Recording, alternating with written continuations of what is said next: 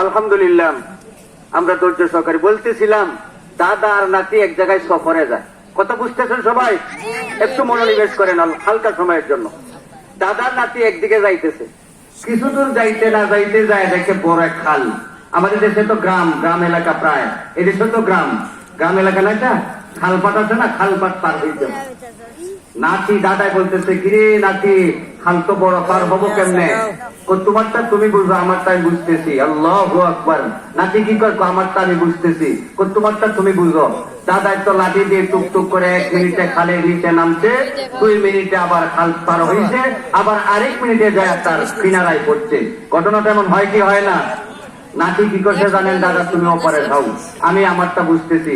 দূরের থেকে যায় এমন এক লাফ দিছে, এক লাফে খাল পার হয়ে গেছে। আল্লাহু আকবার। এমন ঘটনা ঘটে কি ঘটে না? আমি আমার বাসায় ঘটনাটা বলছি। ঠিক এক লাফে যায় খাল পার হয়েছে, দাদাই যায় ওপারে বলতেছে, কিরে দাদা তোমারে নিয়ে আর কোনোদিন কোথায় যাবো না। আল্লাহু আকবার। তুমি একবার খাল পার হইতে 5 মিনিট খেলো চলে, আমি পার হইলে 1 মিনিটও লাগে না, লাভ দিয়ে আর পার হই। দাদা কি করে জানেন?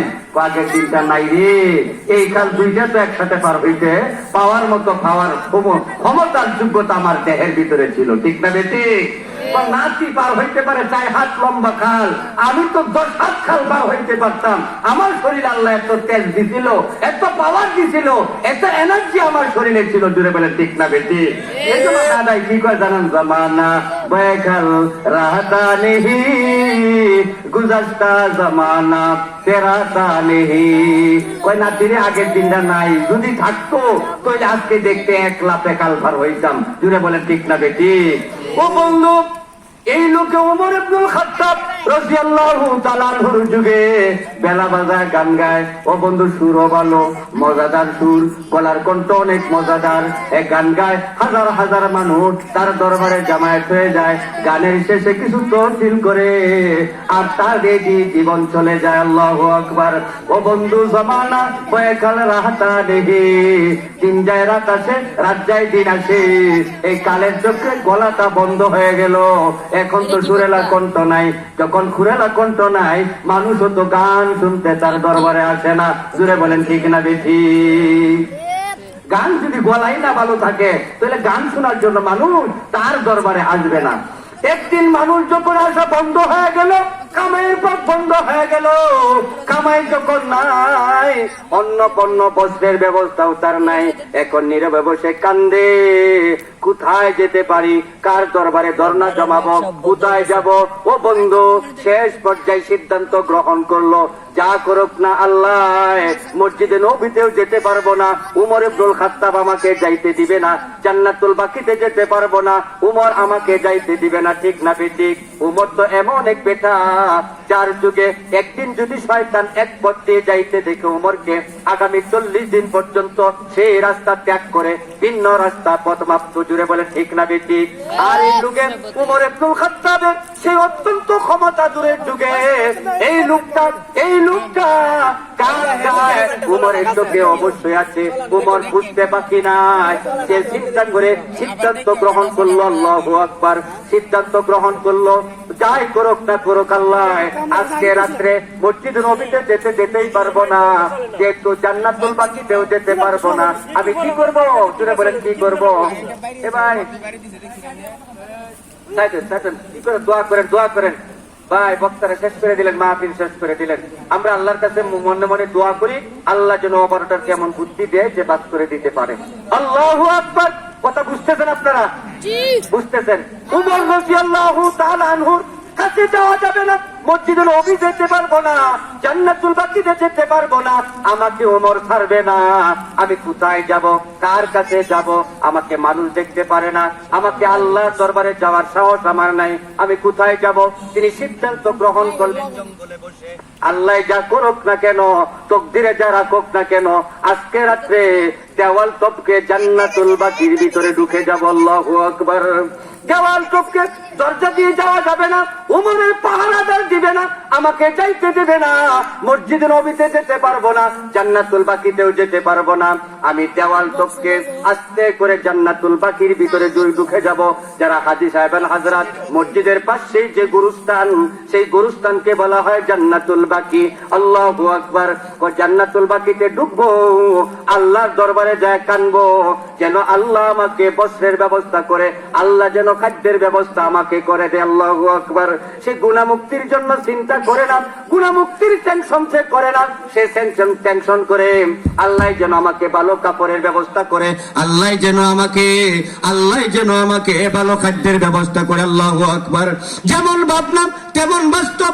এই লোকটি রাত্রের অন্ধকারে যাইয়া সে দেওয়াল টপকে জান্নাতুল বাকিতে পড়ে, সেজদায় পড়ে কান্দে, আল্লাহ ওগো আরহামুর রাহিমিন, আল্লাহ তুমি আমাকে অন্য পণ্যের ব্যবস্থা করে দাও। আল্লাহ ও আল্লাহ আমাকে বিমুখ করো না। বান্দাটা যখন ইয়া আল্লাহ শব্দ কিতাবের ভিতরে আসছে, বান্দা যখন ইয়া আল্লাহ শব্দ ব্যবহার করলো, আল্লাহ তাআলার রহমতের দরিয়ায় জুস এসে গেল। আল্লাহু আকবার। পানিতে মহিলারা যেমন আগুন ধরায়, পানিতে কিছুক্ষণ জুস আসে, সাঁতার আসে, উতাল আসে, আল্লাহর রহমতের দরিয়ায় যেন উতাল এসে গেল। আল্লাহ তাআলা সাথে সাথে হযরতে ওমরে ফারুক, অর্ধ জাহানের রাজা ওমর ইবনুল খাত্তাবের কাছে তিনি তাড়াতাড়ি কুদরতি ফোন চালু করে দেন। আল্লাহু আকবার। কুদরতি ফোন চালু করে দেন। হ্যাঁ অর্ধ জাহানের রাজা, হ্যাঁ ওমর ইবনুল খাত্তাব, তুমি মসজিদে শুয়েছি আরাম করো। আমার এক প্রিয় বন্ধু খালি পায়ে জান্নাতুল বাকিতে পড়ে কান্দে। হে খলিফাতুল মুসলিমিন, হে অর্ধ জাহানের রাজা, তুমি অনতি বিলম্বে আমার বন্ধুর দরবারে যায় হাজিরা দাও। আল্লাহু আকবার। ও বন্ধু চিন্তা করছো যে লোকটা জীবনভর বেলা বাজায় গান গাইছে আর অর্থ উপার্জন করেছে, একদিনও আল্লাহর কুদরতি পায়ে সেজদা দেয় নাই, জান্নাতুল বাকিতে পড়ে শেষ জীবনে আল্লাহকে যখন ডাকে ইয়া আল্লাহ, আল্লাহ বলার সাথে সাথে আল্লাহ তাআলা অর্ধ জাহানের রাজা ওমর ইবনুল খাত্তাবের কাছে কুদরতি ফোন চালু করে দেন। হে অর্ধ জাহানের রাজা, তুমি মসজিদে এসে আরাম করো, আমার এক প্রিয় বন্ধু জান্নাতুল বাকিতে পড়ে কান্দে, তুমি অনতি বিলম্বে আমার বন্ধুর দরবারে হাজিরা দাও। আল্লাহু আকবার। কিতাবের ভিতরে লেখেন হযরত ওমর ইবনুল খাত্তাব রাদিয়াল্লাহু তাআলা আনহু মসজিদে শুয়া ছিলেন, জুতা পায়ে দেওয়ার সময় নেই। আল্লাহু আকবার। জুতা পায়ে দিবে এমন সময় নাই, নাঙ্গা পায়ে বিনা জুতায় জান্নাতুল বাকির দিকে দৌড়ে। আল্লাহু আকবার। জান্নাতুল বাকিতে দৌড়ের আওয়াজ শুনে এই বৃদ্ধা লোকটি মাথা উত্তোলন করে দেখে তিনি তো আর কেউ নয়, তিনি হলেন অর্ধ জাহানের রাজা খলিফাতুল মুসলিমিন উমর রাদিয়াল্লাহু তাআলা আনহু। আল্লাহু আকবার। ও বন্ধু, যে আসামি সে যদি পুলিশের চেহারা দেখে জীবন যাবে আর থাকবে এইটা না ভেবে শুধু উল্টা পথে দৌড়ে, জোরে বলেন ঠিক না বেটি? সে তো আসামি, গুনাহের আসামি, উমরের চেহারা দেখে সে যেন পাগলের মতো হয়ে গেল। সেজদা টেজদা রেখে কিতাবের ভিতরে লেখে সেজদা টেজদা রেখে অমলিতে দৌড়তে আরম্ভ করলো। খলিফাতুল মুসলিমিন পিছন দিকে ডাকে চাচা দাঁড়ান দাঁড়ান, আরো দৌড়ে। বলেন তো আসামিকে যদি পুলিশ বলে চাচা একটু দাঁড়ান দাঁড়ান, তাহলে বুঝেন তো আসামির দৌড় কত বাড়বে, স্পিড আরো বাড়বে, জুড়ে বলেন ঠিক না বেটি? আরো বাড়বে। ও বন্ধু, খলিফাতুল মুসলিমিন উমর ফারুক রাদিয়াল্লাহু তাআলা এই ভাষণ যখন শুনলেন, চাচা দাঁড়ান দাঁড়ান, এই লোকটা আরো দৌড়ে। যখন উমর বুঝতে পারলেন এই লোকটা আমার শাসনকে ভয় করেছে, আমি উমরকে ভয় করেছে, তিনি পিছন দিকে ডেকে বললেন, চাচা যান, আমি আপনাকে ধরতে আসি নাই, আমি আপনাকে নেওয়ার জন্য আসি নাই, আমাকে আপনাকে নেওয়ার জন্য পাঠানো হয়েছে। আল্লাহু আকবার। আমাকে পাঠানো হয়েছে। বৃদ্ধ লোকটি পিছন দিকে তাকায় বলেন, ওগো উমর, অর্ধ জাহানের রাজা, তোমাকে কে পাঠাইছে? আল্লাহু আকবার। কে পাঠাইছে? তুমি যাকে ডাকছিলা ইতিপূর্বে, একটু আগেই যাকে ডাকছিলা, এই মহান জাত আমারে ভাড়াইছে। আল্লাহু আকবার। কাকে ডাকছিল? জোরে বলেন কাকে? আরো জোরে বলেন, কাকে?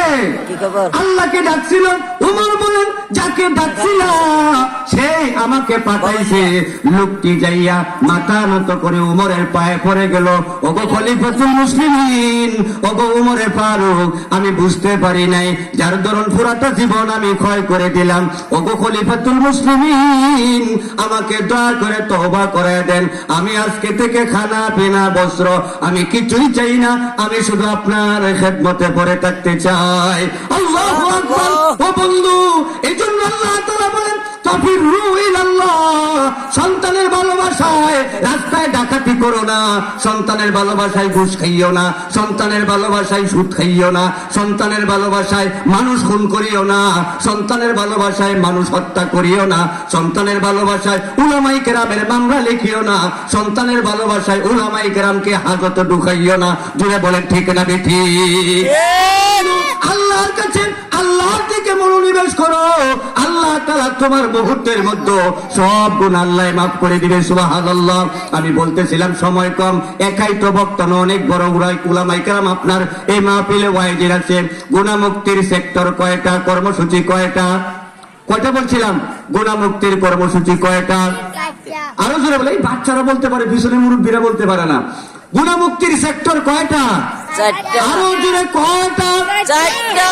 আমরা তো কয়দিন আগে কইছি, অমুক ভাইয়ের মার্কা ঘুরা মার্কা, অমুক ভাইয়ের চরিত্র ফুলের মতো পবিত্র। ঠিক না বেঠিক? এই ওখানে কয় না, ঠিক না বেঠিক? আপনারা তো বলছিলেন, আমরা তো শুনছিলাম রাস্তার ধারে দাঁড়ায় দাঁড়ায়, অমুক ভাইয়ের চরিত্র ফুলের মতো পবিত্র, নামাজ পড়ে না এক ওয়াক্ত, জীবনে লোকটার নামে একটা মিশা কথা কইছে, অমুক ভাইয়ের চরিত্র ফুলের মতো বলে পবিত্র। হাই কি মিশা কথা রে, মিশা কথা। সেদিন বলতে পারেন, হাসরের দিন জিজ্ঞেস করবে, আজকে কেন বললা না? এটা সিসি ক্যামেরা হইতেছে। আল্লাহর ফেরেশতারা কয়টা শর্তের কথা বলছিলাম গুনাহ মুক্তির জন্য? কয়টা?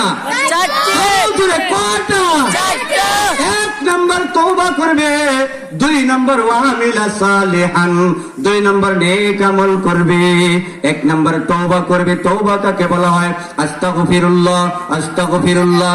এর চেয়ে বড় হলো যে গুনাহ করেছি, আল্লাহ যদি দেহের ভিতরে হায়াত রাখে আর কোনদিন গুনার দিকে পা বাড়াবো না। রাজি তো ইনশাআল্লাহ? একটা আমল হবে, একটা। দুই নাম্বার আমল হলো ওয়ামিলা সালিহান, নেক আমল করব। আমি বড় নেক আমলের কথা বলবো না, একটা নেক আমলের কথা বলবো। ওযু সুন্নত তরিকায় করা নেক আমল, সালাম দেওয়া নেক আমল, হজ করা নেক আমল, উমরা করা নেক আমল, মসজিদ বানানো নেক আমল, মসজিদ মাদ্রাসা বানানো নেক আমল, রাস্তা বাঁধা নেক আমল। কয়টা বলবেন? হাজার হাজার আমল। এর মধ্য থেকে একটা আমলের কথা বলবো। দুই নম্বর আমলটা হলো, নেক আমলের মধ্য থেকে অন্যতম নেক আমল হলো হালাল খাদ্য খাওয়া। আল্লাহু আকবার। কি খাওয়া? হালাল খাদ্য খাওয়া। বান্দা যখন হালাল খাইবে, ইবাদতের জন্য প্রস্তুত হয়ে যাবে। আল্লাহু আকবার। যখন হারাম খাইবে, হারাম খাদ্যের দ্বারা ইবাদত থেকে দূরে সরে যাবে। আল্লাহু আকবার। হালাল খাইলে হযরত ওমর ইবনে খাত্তাব রাদিয়াল্লাহু তাআলা বলেন, আমরা যখন মাঝে মধ্যে হারামে হালাল খাইতাম, আমাদের ভিতরে ইবাদতের আগ্রহ সৃষ্টি হইতো। আল্লাহু আকবার। বড় লম্বা ঘটনা আছে, ছোট্ট একটা ঘটনা আমি বলে আপনাদেরকে শেষ করছি। দুই নম্বর আমল হলো হালাল খাদ্য খাওয়া। এই জন্য হালাল খাদ্য খাইলে ইবাদতের তৌফিক হয়। জোরে বলেন কি হয়? আরো জোরে বলেন কি হয়? অনেক টাকার মালিক, এই কষ্ট হইতেছে আপনাদের? কষ্ট হইতেছে? অনেক টাকার মালিক। গত কয়েকদিন আগে আমি যখন জুমার নামাজ থেকে আসি হালুয়াঘাট থেকে, তখন এক লোকের সাথে সাক্ষাৎ হলো, আমার কাছে দোয়া চাইছে, হুজুর একটু দোয়া করেন। বললাম কিসের জন্য? আমি উমরায় যাইতেছি। আমি বললাম আপনি তো অনেক অর্থের মালিক, আপনার ছেলেরা মাস্টারি করে, আপনিও তো বড় ধনের মালিক, তাহলে আপনি উমরার যান কেন? আমি আপনার জন্য হজের দোয়া করি, আল্লাহ যেন আপনার উমরাটা বাতিল করে দেয়। আল্লাহু আকবার। তার সামনে আমি বলছি, আল্লাহ যেন আপনার উমরাটা বাতিল করে দেন, যে কোনো কায়দায় আল্লাহ আপনাকে হজের জন্য কবুল করেন। মুখটা একটু কালো হয়ে গেছে। কি হয়েছে? কালো হয়েছে। আমি বলবো হারাম খাদ্যের দ্বারাতে ইবাদতের তৌফিক তার থেকে ছিনিয়ে নেওয়া হয়। জোরে বলেন ঠিক না বেঠিক? তৌফিক থাকে না। যে লোক হজ করার কথা ছিল, উমরা করে ইবাদতের তৌফিক থেকে সরাইয়া দিয়েছে। জোরে বলেন ঠিক না বেঠিক? এদের জন্য যারা অর্থ আছে, এদের জন্য দোয়া করি আল্লাহ যেন এদেরকে হজের তৌফিক দান করেন। সকলে বলে আমিন। সম্মানিত হাজিরিন, ইবাদতের তৌফিক হয় হযরতে শাফি রাহমাতুল্লাহ আলাইহির ছাত্র ইমাম আহমদ ইবনে হাম্বল রাহমাতুল্লাহি আলাইহি একদিন উনি চিঠি লিখলেন ছাত্রর দরবারে, বাজান তোমাকে দেখার জন্য মন বিকুল হইছে, তোমাকে এক নজর দেখতে পারবো নি, বলেন তো উস্তাদের চিঠি ছাত্রের কাছে পড়ছে, ছাত্র পাগলের মতো হয়ে গেছে, চিঠি লিখলো আবার উস্তাদ জি আমি আগামী কালকে আপনার দরবারে আসতেছি, যেমন কথা তেমন বাস্তব। উনি পরদিন উনার দরবারে চলে গেলেন। উনি কিতাবের ভিতরে লিখে ইমাম আহমদ ইবনে হাম্বলের জীবনীতে লেখেন, তিনি যখন তিনার দরবারে পৌঁছলো উনাকে একটা খানা পরিবেশন করলো, উনার জন্য খানা দিল ঘরের ভিতরে। উনি বলেন আমি চাইয়া দেখি আমার উস্তাদের পরিবেশিত খাদ্যের মধ্য থেকে নূর যেন কুয়াশার মতো ছিটকে পড়তেছে। আল্লাহু আকবার। আমি দেখি উনার খাদ্য থেকে যেন কুয়াশার মতো নূরের ঝলক যেন ছিটকে পড়তেছে। আমি উনার ঘরের খাদ্য সম্পর্কে প্রতিজ্ঞা করে বসলাম, আল্লাহ যা আমার তকদিরে রাখুক না কেন, পেটে অসুখ আর ভালো যাই হোক, প্রয়োজনে আগামী এক সপ্তাহ উপবাস থেকে খাটাইব, উস্তাদের ঘরের হালাল খাদ্য একটা দানাও রেখে আমি খাদ্য শেষ করে দেব না। আল্লাহু আকবার। উনি যেমন ভাবনা তেমন খাদ্য খাওয়া শুরু করে দিলেন। খাইতে খাইতে বাবা মেহমান যদি একজন হয়, মেজবান তিনজনের খাদ্য একজনের জন্য হাজির করে, জোরে বলেন ঠিক না বেঠিক? একজনের খাদ্য খাওয়ার জন্য তিনজনের খানা পরিবেশন করে। তিনি বলেন যত কষ্ট হোক আমি সব খানা একাই খাইব। খাইতে খাইতে সব খানা খেয়ে ফেললেন। ইমাম শাফির ছেলেরা দূর থেকে তাকায় দেখে উমা বাবাই বলছে উনি বলে বহুত বড় আলেম, উনি বলে বহুত বড় ইমাম, তিনি এত খানা খাই কেনে? তবলিগ জামাতের নিয়ম হলো কম খাওয়া কম ঘুমানো, জুড়ে বলেন ঠিক না বেঠিক? এত খাই কেনে, এত খাইলো কেনে? উনার মাথায় প্রশ্ন বাজছে। কোথায় হোক খিদা হইছে খাইছে, ছেড়ে দিলাম। উস্তাদের ছেলেরা উনাকে বিছানা ছেড়ে মুসুরটা সারি টানায় দিলেন, দরজায় পানি রেখে দিলেন বদনায় এবং বললেন ভাইজান রাত্রে যখন ঘুম থেকে উঠবেন, যেহেতু তিনি বড় আলেম তাহাজ্জুদ তো অবশ্যই পড়বে, ওযুর তো প্রয়োজন হবে, এই জন্য বদনায় পানি রেখে তিনি দরজাটা নক করে চলে গেলেন। যাইয়া সকালে ডাকে, দেখে বদনার পানি বদনায়। আল্লাহু আকবার। বদনার পানি বদনায়। ইমাম শাফি রাহমাতুল্লাহ আলাইহি ছেলেদের অন্তরে প্রশ্ন জাগলো, কি রে বাবাই বলছে এত বড় আলেম ছেলে, উনার ছাত্র বলে এত বড় ইমাম এত বড় আলেম, দেখি একজনের তিনজনের খানা খাইলো আর বম পাইরা সারা রাত্র ঘুমাইলো, আর ওযুর পানি বদনার পানি বদনাই রইলো। সকালে তাহাজ্জুদের নামাজ কখন পড়লো? তাহাজ্জুদের নামাজ না পড়ে সারা রাত্র ঘুমাইলো। আল্লাহু আকবার। বাবার কাছে যাইয়া ইমাম শাফি রাহমাতুল্লাহ আলাইহির কাছে যাইয়া অভিযোগ করে, বাবা গো তুমি না বলছিলা তোমার ছাত্র বলে বহুত বড় ইমাম বহুত বড় আলেম, দেখি এত খানা খাইছে, তিনজনের খানা একাই খাইছে, খাইয়া সারা রাত্র ঘুমাইছে, তাহাজ্জুদের খবর নাই, তো কেমনে বুঝলা? ও উস্তাদ জি বদনার পানি বদনাই রইছে, যদি ওযু করতো তাহলে বদনার পানি শেষ হইতো, জুড়ে বলেন ঠিক না বেঠিক? এমন ইমাম শাফি যাইয়া জিজ্ঞেস করে, কিরে বা এই তোর বদ অভ্যাস কবে থেকে জন্ম হইলো? তুই না বড় ইমাম, তুই না বড় ইমাম বড় আলেম, তুই তাহাজ্জুদ না পড়ে তিনজনের খানা একজনে খাইয়া সারা রাত্র ঘুমাস, এই বদ অভ্যাস তোর কবে থেকে জন্ম হয়েছে? ছেলেটি উত্তর করে, হুজুর আমার মন চাইছিল গোপন করার জন্য, আপনি উস্তাদ আমার মুর্শিদ শাইখ মুর্শিদ, আমি আপনার কাছে গোপন করতে পারি না গো উস্তাদ জি, আমি আপনার কাছে বলতে হয়। আমি যখন আপনার ঘরে আসছিলাম আমি আপনার খানার দিকে তাকায় দেখি প্রত্যেকটা লুকমা থেকে যেন নূর ছিটকে পড়তেছে। আল্লাহু আকবার। আরো দেখলাম পুরা ঘরটা যেন নুরানি হইয়া গিয়েছে, আমি আর বুঝতে বাকি নাই পবিত্র খানার নুরানি বরকত এমনই হয়, আমি সব খানা খাইয়া ফেলছি। আল্লাহু আকবার। আপনার ঘরের পবিত্র খানা খাওয়ার কারণে আমার দুইটা উপকার হয়েছে। কয়টা? জোরে বলেন কয়টা? হালাল খাদ্য খাওয়ার কারণে আমার দুইটা উপকার হয়েছে। ও হুজুর কি কি উপকার হয়েছে বাদান বলবা? কয়েক নাম্বার উপকার হয়েছে, হুজুর গত কয়েকদিন ধরে এশার ওযু দিয়ে ফজরের নামাজ পড়তে পারি না, আজকে আপনার ঘরের খাদ্য খাওয়ার কারণে আমাকে আল্লাহ তাআলা অনেক দিন পর আজকে এশার ওযু দিয়ে ফজরের নামাজ পড়ার সৌভাগ্য অর্জন হয়েছে। আল্লাহু আকবার। আমার তৌফিক হয়েছে, এশার ওযু দিয়ে ফজরের নামাজ পড়তে পেরেছি, ওযু ভাঙ্গে নাই, আমি নামাজ পড়ছি সারা রাত্র।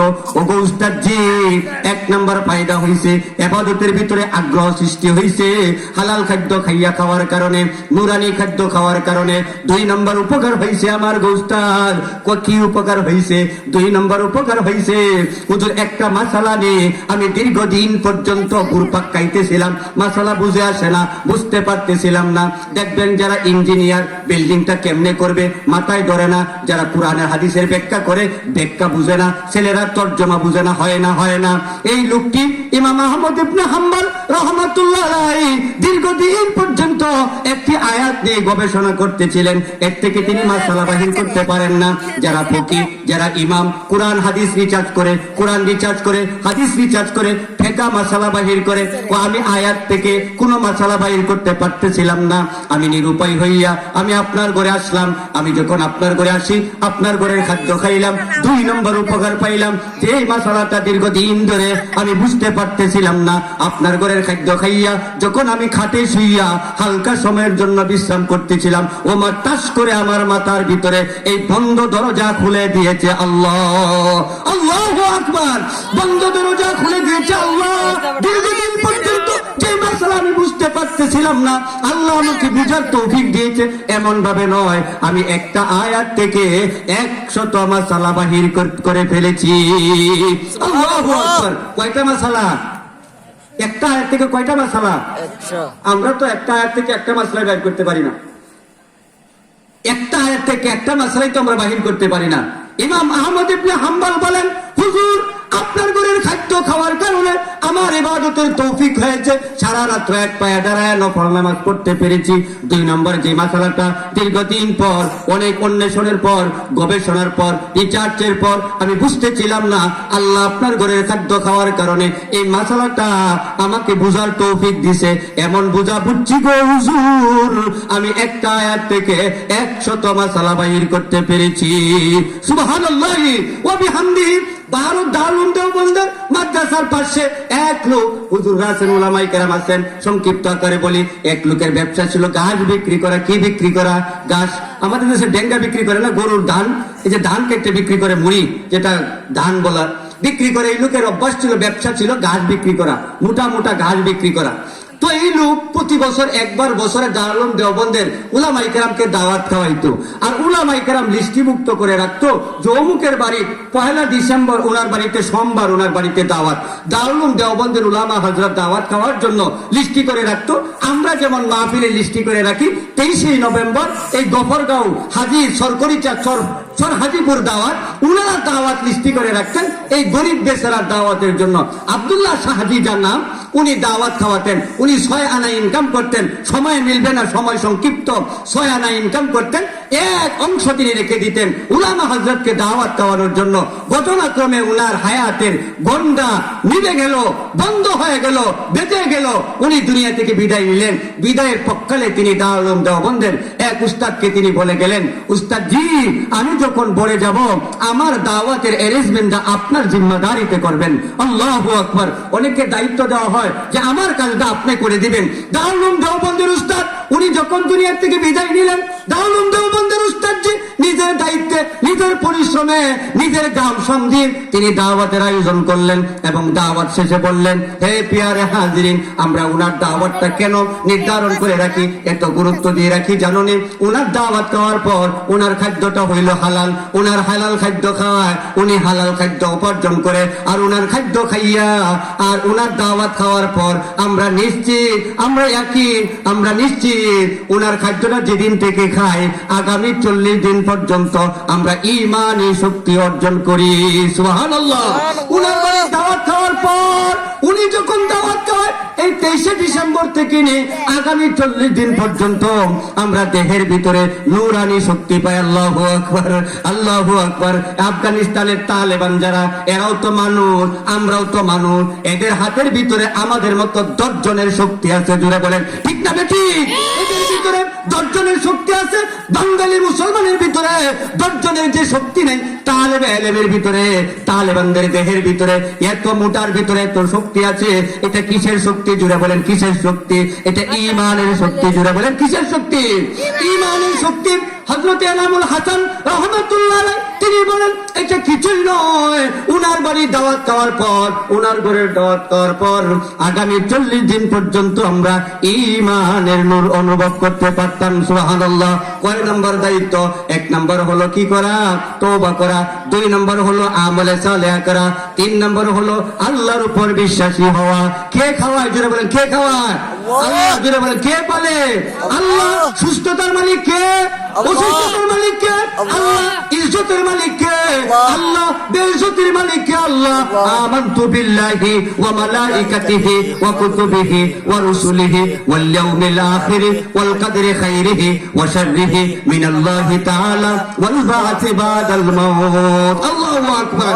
এই সবগুলো সংক্ষিপ্ত কথা, এই সবগুলো সংক্ষিপ্ত আকারে বিশ্বাস করতে হবে, মানতে হবে। 3 নম্বর কর্মসূচি। 4 নম্বর কর্মসূচি হলো সুম্মা হাতাদা। বান্দা যখন জন্ম লাভ করেছিল ডান কানে আযান দিচ্ছিল। জোরে বলেন কোন কানে আযান দিচ্ছিল? কোন কানে? ডান কানে। হেরারে দিছিল না? আপনারা দিছিল কোন কানে আযান? দিছে না। আরো জোরে বলেন কোন কানে? ডান কানে। আপনার নাতি হইলেও ডান কানে আযান দিবেন, ডান কানে আযান দিবে, ডান কানে আযান। সুম্মা হাতাদার মুফাসসিরিনে কেরাম লেখেন 4 নম্বর কর্মসূচি হলো বান্দা যখন দুনিয়াতে পদার্পণ করেছিল সর্বপ্রথম মাটিতে পড়ার পর ডান কানে পড়ছিল তৌহিদের এলান। জোরে বলেন কিসের এলান? তৌহিদের এলান। তিনি বলেন যখন তুমি দুনিয়াতে আসছিলে তখনও তোমার কানে সর্বপ্রথম পড়ছিল এক আল্লাহ বিশ্বাসী। যখন দুনিয়াতে চলবে আল্লাহর তৌহিদের রিসালাত নিয়ে দুনিয়াতে জীবন যাপন করবে, যখন দুনিয়া থেকে বিদায় হবে তখন সেই তৌহিদের রিসালাতের উপর কালিমা লা ইলাহা ইল্লাল্লাহর উপর যখন মৃত্যুবরণ হয় এই প্রতিজ্ঞা তোমার জ্ঞাপন করতে হবে। কয়টা কর্মসূচি? 4টা। জোরে বলেন কয়টা? 1 নম্বর হলো তওবা করতে হবে, 2 নম্বর আমলে সালেহ করতে হবে, 3 নম্বর শুধু পণ্ডিতি গপ করলে চলবে না, আমলও করতে হবে। অনেক দেখবেন কত পণ্ডিতি কথা কয়, এই করি সেই করি, শুধু আমল করতে হবে, গপ্প মারলে চলবে না। জুড়ে বলেন ঠিক না বেঠিক? এটা হলো আমল। 3 নম্বর হলো আল্লাহকে সর্বান্তকরণে বিশ্বাস করতে হবে। 4 নম্বর হলো যেই কালমা নিয়ে দুনিয়াতে আসছিলাম এই কালমা নিয়ে জীবন যাপন করব, যখন মরে যাব সেই কালমাটা নিয়ে জীবন মৃত্যুবরণ করব। দান্দা ভাঙ্গা তাদের অত্যাচারে, কোন দলের অত্যাচারে, পশ্চিমাদের অত্যাচারে, তাদের ক্ষমতার কারণে, তাদের দবানের কারণে, জেল জুলুমের কারণে, ফাঁসির কারণে, জেলের কারণে, রিমেন্টের কারণে হক কথা বলেছে, বলা ছেড়ে দেব না। জুড়ে বলেন ঠিক না বেঠিক? সবাইকে বুঝার আমল করার তৌফিক দান করুন সকলে বলে আমিন। যে ছেলে আমাকে দাওয়াত দিয়েছে এই ছেলেটা আমাদের ছাত্র, আমাদের জামি হুসেইন আশরাফুল উলুম বৃহত্তর ময়মনসিংহের অন্যতম একটা প্রতিষ্ঠান, এই মাদ্রাসার ছাত্র। এবং আপনাদের ভালোবাসা, গত বছর আসছিলাম তো আপনাদেরকে আমার ভালো লাগছিল, এবারও ভালো লাগছে। আমাকে তো আপনারা ভালোবাসেন বিদায় তো দাওয়াতটা দিয়েছেন। জোরে বলেন ঠিক না ঠিক? এজন্য 2 বন্ধনের কারণে আসা। আমি অনেকটাই সুস্থতা অনুভব করেছি। আল্লাহ যেন আমাকে বাকি জীবনও সুস্থতা দান করেন, পুরা মাহফিল যেন সুস্থতার সহিত আদায় করতে পারি দোয়া প্রার্থনা করে। এবং আমার উস্তাদ জি মরহুম মকবুল মুফতি আব্দুল হামিদ সাহেব যার সংস্পর্শে থেকেই আজকে মঞ্চে বসার তৌফিক পেয়েছি, ওনাকে যেন আল্লাহ মাফ করে দেন, আমার মৃত বাবাকে মাফ করেন। বিশেষ করে ওই এলাকার হাজিপুরের এলাকার সমস্ত মুর্দাগান, নারী পুরুষ সকলকে যেন আল্লাহ মাফ করে দেন। সকলে বলে আমিন। ওয়া মা আলাইনা ইল্লাল বালাগ। আসসালামু আলাইকুম ওয়া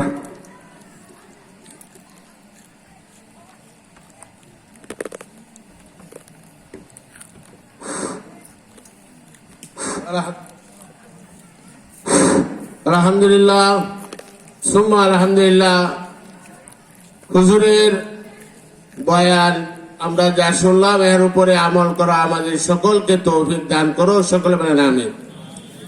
আমাদের মুসলিম হযরত মাওলানা ওয়াসিম বিল্লাহ নুমানী সাহেব অল্প কিছুক্ষণের মধ্যে আমাদের সবার মধ্যে পৌঁছবেন, আমরা দোয়া করতে থাকি। এখন আপনাদের সামনে কোরআন এবং হাদিস থেকে তাকরীর পেশ করবেন হযরত মাওলানা মুফতি আবু বকর সাইফি সাহেব দামাত বারকাতুহু আলিয়া। হুজুরকে কোরআন এবং হাদিস থেকে তাকরীর পেশ করার জন্য বিশেষভাবে অনুরোধ করছি। আসসালামু আলাইকুম ওয়া রাহমাতুল্লাহি ওয়া বারাকাতুহু। ওয়া আলাইকুম আসসালাম ওয়া রাহমাতুল্লাহ। আলহামদুলিল্লাহ নাহমাদুহু ওয়া নাস্তাঈনুহু ওয়া নাস্তাগফিরুহু ওয়া নু'মিনু বিহি ওয়া নাতাওয়াক্কালু আলাইহি ونعوذ بالله من شرور أنفسنا ومن سيئات أعمالنا من يهده الله فلا مضل له ومن يضلله فلا هادي له ونشهد أن سيدنا وسندنا وحبيبنا وطبيبنا وطبيب قلوبنا ومولانا محمدا عبده ورسوله